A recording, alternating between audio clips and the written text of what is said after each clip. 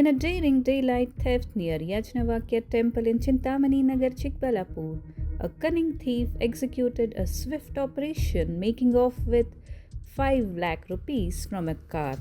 Captured on CCTV, the thief's audacity was on full display as he broke the car window and seized the money from the dashboard, leaving an additional 10 lakh rupees untouched in the trunk. The victim, Krishnareddy, a resident of Prabhakar Layout, had withdrawn this substantial amount from Canara Bank to pay his chicken farm workers.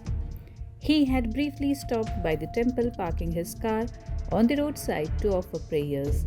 It was during this short interval that the thief struck, demonstrating both speed and precision. The local police from Chintamani Nagar promptly arrived at the scene to investigate the brazen theft.